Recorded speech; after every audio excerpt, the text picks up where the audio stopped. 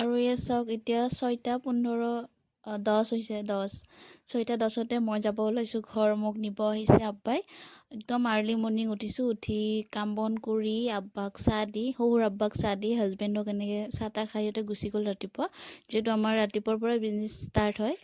তেতিয়া তেনেকৈ মানে গুচি গ'ল তাৰপিছত এই আব্বা মোক নিব আহিছে আৰু মই ঘৰ যাব ওলাইছোঁ একদম ঘৰত পিন্ধা ড্ৰেছ পিন্ধিয়ে মেক্সি পিন্ধিয়ে যাব ওলাইছোঁ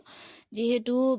মানে ঘৰৰ একমাত্ৰ ছোৱালীটো অকণমান অসুবিধা হয় আৰু এনেকৈ আৰু তাৰ মাজত ইয়াতেও মই অকলশৰীয়াই যিহেতু মোৰ শাহু নাই শহুৰ হাজবেণ্ড এনেকৈ থাকে লগত তেনেকৈ মই গোটেই ৰন্ধা বঢ়া কৰি এনেকৈ যাব ওলাইছোঁ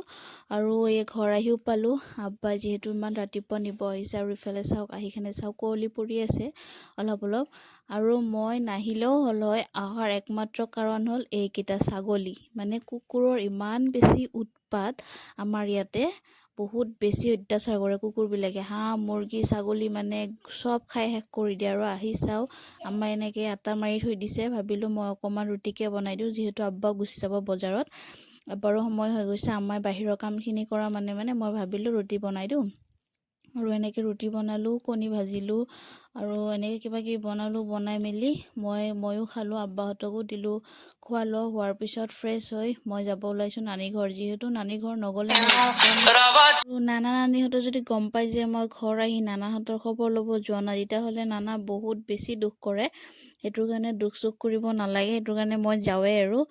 যিহেতু মোক বহুত বেছি মৰম কৰে মানে নানা নানীহঁতে সৰুৰ পৰাই মই তাতেই থাকিয়ে ডাঙৰ হৈছোঁ ঘৰত খুব কম থাকিছোঁ তাতে থাকিছোঁ সেইটো কাৰণে মানে নানা নানীহঁতৰ মোৰ প্ৰতি আৰু মৰমটো বেছি আৰু এয়া মই নানী ঘৰত গৈ আহি চাওঁ এনেকৈ সৰু মামী সৰু মামাৰ এনেকৈ আৰু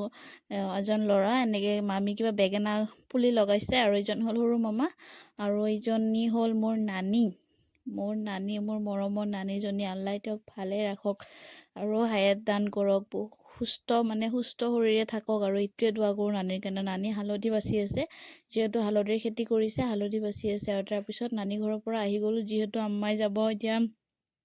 10,000 টকাৰ চেক আনিব লাখপতি বাইদেউ আমাৰ এইবিলাক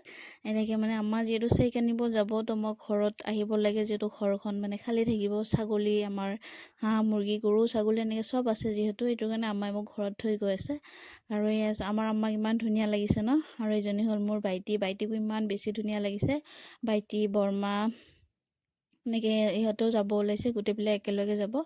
আৰু তাৰপিছত এয়া চাওক না আমাৰ জেঠীকো ইমান ধুনীয়া লাগিছে আৰু এই যে আমাৰ গছৰ হেৰি হয় উৰহি হয় আৰু আজি ভিডিঅ'টি ইয়াতে শেষ কৰিছোঁ আশা কৰিছোঁ আপোনালোকৰ ভিডিঅ'টি চাই ভাল লাগিছে।